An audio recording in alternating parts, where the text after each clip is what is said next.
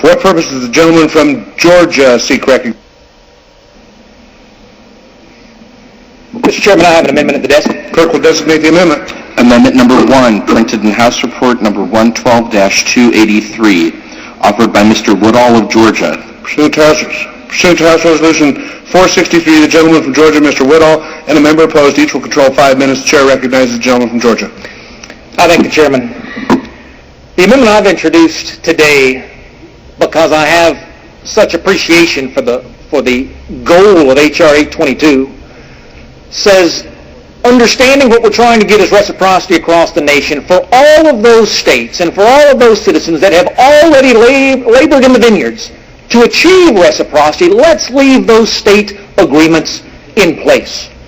If we must take more federal responsibility, let's not take it from those areas where the states are working, where the process is working. If you live in my next door neighbor state in Alabama, you already recognize 22 other states' permits. In Georgia, we recognize 23, and Florida to our south, 33. The system is working today. Legislatures are working out these agreements today. If we must expand the size and scope of the federal reach into gun law legislation, let's not trample on those agreements that already exist to achieve this goal that so many share. I absolutely support the goal of H.R. 822, which is to ensure that all Americans have concealed carry reciprocity across the nation. That is already happening today, Mr. Chairman, through state legislatures, through state attorney generals, through state governors negotiating these agreements. My amendment would leave those agreements in place and preserve the rights of states to continue to legislate and regulate in this area, and I reserve the balance of my time. The gentleman is recognized for 5 minutes. Mr. Chairman, this amendment undercuts the uniform eligibility standard that forms the foundation of this legislation. The underlying bill allows individuals with valid state-issued permits to carry a concealed firearm in other states that also authorize concealed carry. This Second Amendment right to bear arms is therefore limited by this amendment. 49 states authorize concealed carry, and 40 of those states have reciprocity agreements with all or some of the other concealed carry states. But these agreements vary from state to state, creating a patchwork of laws that limits reciprocity, creates confusion for gun owners, and undermines the Second Amendment. The amendment offered by the gentleman from Georgia keeps this patchwork in place by exempting states with reciprocity agreements from the bill.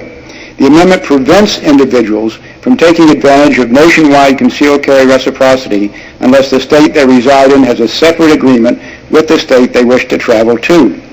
While I appreciate my colleagues' dedication to the concept of states' rights, I think it is misapplied to this legislation.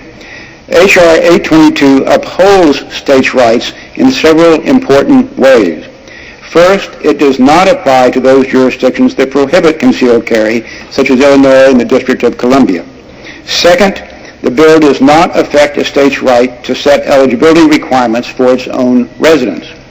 Third, H.R. 822 does not impact state laws governing how concealed firearms are possessed or carried within the various states.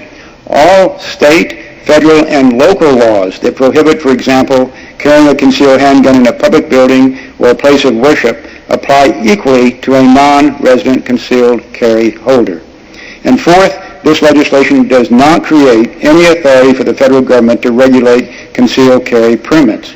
No federal agency has any role in the implementation or oversight of this bill, which is left rightfully up to the states. But most importantly, this bill respects and protects an individual's right to bear arms while they are traveling. In 2 recent decisions, the U.S. Supreme Court affirmed that the Second Amendment endows individuals with the right to keep and bear arms. And this right is based in large part on the right to defend oneself. Americans don't need to simply defend themselves in their homes. They must also be able to defend themselves outside their homes and while traveling to other states. 80% of violent crime occurs outside the home, according to the Justice Department. Americans cannot fully be empowered to defend themselves if they are prevented from exercising all their Second Amendment rights. H.R. 822 advances the Second Amendment right to bear arms, and I believe that this amendment infringes upon that right. For these reasons, I oppose the amendment, and I'll reserve the balance of my time. Reserves the balance of his time. Gentleman from Georgia. Thank you, Mr. Chairman. And I thank the chairman of the committee for his work on these issues. And I agree with so much of what he had to say. It is absolutely true that the merit of this legislation is that it eliminates the patchwork of reciprocity agreements that go on across this country. And the price we pay for eliminating that patchwork is trampling upon the work of the states. Now, I'm a freshman in this House, Mr. Chairman, and I think small government conservatives in previous Congresses have lost their way. Particularly during the Bush administration, they went along with a huge expansion of government regulation with the very best of intentions. They went along with a huge expansion of the size of government with the very best of intentions. They increased the regulatory burden of the federal government with the very best of intentions. And this bill today is brought with the very best of intentions. But when previous Congresses have gone along with the very best of intentions, personal freedom and liberty have been eroded, even with the very best of intentions. Mr. Speaker, the only thing that happens if the Woodall Amendment passes today is that agreements that already exist for reciprocity and any future agreements made for reciprocity will be held supreme over a unified federal standard. I ask my colleagues, my Republican colleagues and my Democratic colleagues, isn't it worth it? Isn't sacrificing a uniform framework worth it to protect the rights of state legislatures and the work of citizens across this country that they have put in to protect, preserve, and promote Second Amendment rights across this nation? I yield back the balance of my time. Gentleman yields back the balance of his time. Gentleman from Texas. May I ask the chairman how much time I have remaining? Gentleman has 2 minutes remaining. Mr. Chairman, I'll yield 30 seconds to the gentleman from Georgia, Mr. Johnson. Gentleman's recognized for 30 seconds. Thank you, Mr. Chairman, for yielding the time. Mr. Speaker, I rise in support of Congressman Woodall's amendment. I would point out that currently states have the ability to enter into reciprocity agreements with other states. This legislation, should it pass, would take that ability away. It would mandate that there be this reciprocity agreement. And that's a usurpation of states' rights. I have no problem with the Second Amendment, by the way, and the NRA is a lobbying organization, which is quite powerful here in Washington, D.C. I'll say that. Thank you. Gentleman from Texas. Mr. Speaker, I yield myself the balance of my time. Gentleman's recognized. Mr. Speaker, the whole point of this bill is to allow those that have concealed carry permits to freely carry their weapons into other states that also have and recognize concealed carry permits. If we were to accept this amendment, we, in my judgment, would be infringing upon the Second Amendment. I feel that the Second Amendment should be enforced. We ought to interpret it broadly.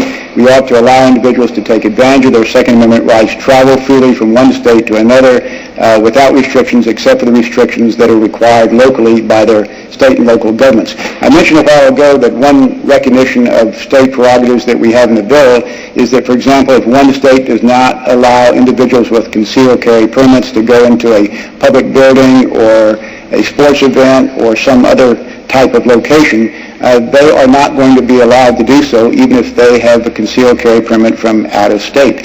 So once again, we need to respect the right that is given to us by the Second Amendment in a complete, full way. We need to allow individuals with concealed carry permits to travel freely from state to state. This underlying bill does that with one exception.